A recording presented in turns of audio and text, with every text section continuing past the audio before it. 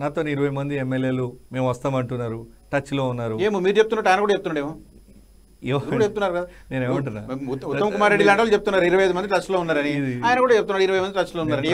మేము ప్రభుత్వంలో ఉన్నాం, వారు ముఖ్యమంత్రి దగ్గర నుంచి వారు కీలక మంత్రి పదవులలో ఉన్నారు, వాళ్ళకి టచ్లో ఉన్నారంటే నువ్వో నేను జనమో నమ్ముతారు.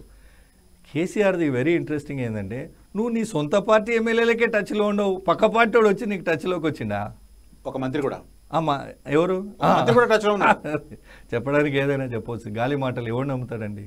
కేసీఆర్ని నమ్మి ఉన్నోడే అమ్మో ఈ నిరంకుశ పాలన, ఈ పోకడల్లో మేము బతకలేము, మాట్లాడే స్వేచ్ఛ లేదు, అభిప్రాయానికి విలువ లేదు, పిలిచి అడిగినోడు లేడు.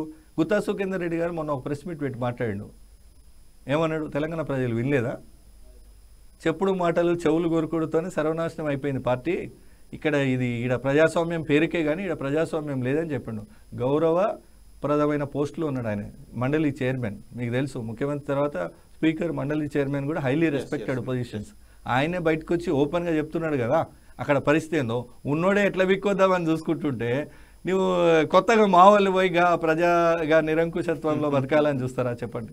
సో నేనేమంటున్నా అంటే కేసీఆర్ గారి ఎన్నికల తర్వాత బీఆర్ఎస్ కు ముహూర్తం పెట్టారు మీరు. ముహూర్తం అది నేను చెప్తున్నా కదా, కాలం నిర్ణయిస్తుంది. కానీ కేసీఆర్ ఏంటంటే ఇట్లాంటి అపహాస్యమైనటువంటి మాటలు, ఇట్లాంటి కామెడీలు, ఈ దశాబ్దపు నేను పెట్టిన సోషల్ మీడియాలో ఈ దశాబ్దంలో నేను చూసిన కామెడీ బిట్టిది. 20 మంది కేసీఆర్తో టచ్లో ఉన్నారనేది. ఎందుకంటే వాళ్ళలో ఒక కన్ఫ్యూజన్ క్రియేట్ చేసి ఉన్నోళ్ళు పోకుండా ఆపడానికి, వాళ్ళ క్యాడర్ పనిచేయడానికి, వాళ్ళకు బూస్టప్ చేయడానికి ఎన్ని అబద్ధాలని ఆడతారు. సరే, ఆయన అబద్ధాల పునాదుల మీదే ఆయన రాజకీయం మొత్తం నిలబడిపోయింది, అది వేరే విషయం అనుకోండి. తెలంగాణ కాంగ్రెస్ ఇచ్చింది, నేనే తెచ్చిన అన్నాడు, అబద్ధం. తెలంగాణకు దళితుని ముఖ్యమంత్రి చేస్తా అన్నాడు, తానే ముఖ్యమంత్రి అయి కూర్చున్నాడు, అబద్ధం. ఉప ముఖ్యమంత్రి ఇచ్చి కూడా అవమానకరంగా రాజయ్యను తప్పించిండు, నిజం.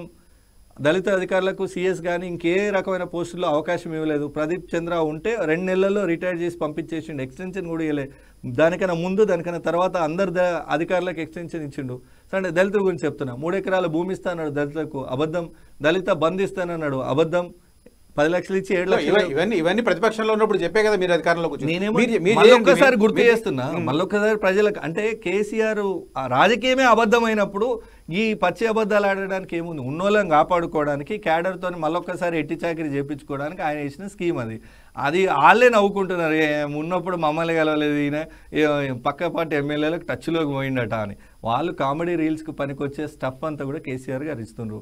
ఇక బీజేపీ గురించి ఇక్కడ చర్చే అవసరం లేదు. కిషన్ రెడ్డి గారు సింటెక్స్ ట్యాంక్లు ఓపెన్ చేయడానికి తెలుసు కదా, నల్లాలు 15 లీటర్స్ వాటర్ పెట్టి ఒక బస్తీలో పోయి ఓపెన్ చేయడానికి, కురుకురే ప్యాకెట్లు పంచడానికి, రైల్వే స్టేషన్ లో పైకి దిగి ఎక్కే ఆయన బాధ.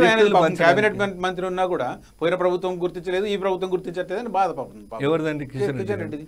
ఇప్పుడు రాష్ట్రం నుంచి ఒక సెంట్రల్ కేబినెట్ మినిస్టర్ ఉంటే పాత ప్రభుత్వం ఆయన ఎప్పుడు నువ్వు ఏదైనా చేస్తే నువ్వు ఈ రాష్ట్రానికి ఐటీఏఆర్ అనేది మేము దిగిపోయే ముందు మన్మోహన్ సింగ్ గారు ప్రధానిగా ఐటీఆర్ ఒక పైలట్ ప్రాజెక్ట్ కింద హైదరాబాద్ తీసుకున్నాం. మరో హైదరాబాద్ను సృష్టించగలిగే కెపాసిటీ ఉన్న ప్రాజెక్ట్ అది. దాన్ని నువ్వు మీ పార్టీ ప్రభుత్వం రాగానే దాన్ని అటకెక్కిచ్చేసి అడిగిన ఐటీ మినిస్టర్ లేడు, ఐటీ మినిస్టర్కి అడిగే ధైర్యం లేదు, పైన ఉన్న కేంద్ర మంత్రి అని చెప్పుకున్న కిషన్ రెడ్డి గారికి తెచ్చే దమ్ము లేదు.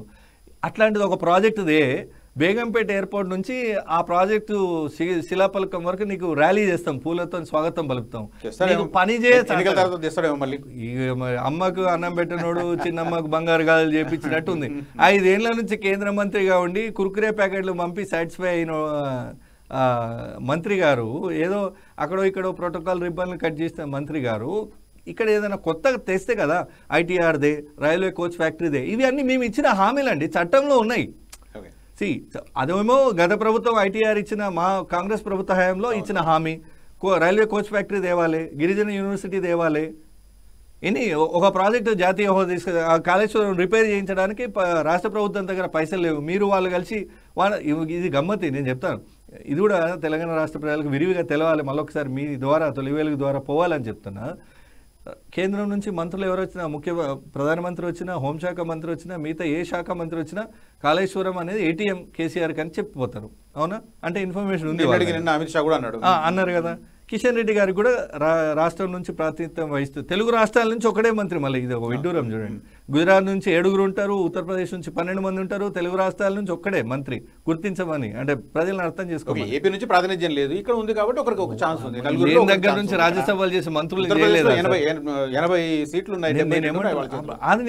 నేను అదే అంటున్నా, వాళ్ళు మనకిచ్చిన గుర్తింపు చెప్తున్నా నేను. సరే మీరు ఉన్నారు, కాళేశ్వరం మీద మీరు అవినీతి అని ఒప్పుకున్నారు, ప్రజలందరికీ చెప్పే ప్రయత్నం చేశారు, మేము కూడా అదే ఫైట్ చేసినాం. రేవంత్ రెడ్డి గారు నాడు ప్రతిపక్ష నేతగా మీకు ఎవిడెన్స్లతో సహా అందరికీ అప్పచెప్పిండు, దాని మీద చర్యలు లేవు.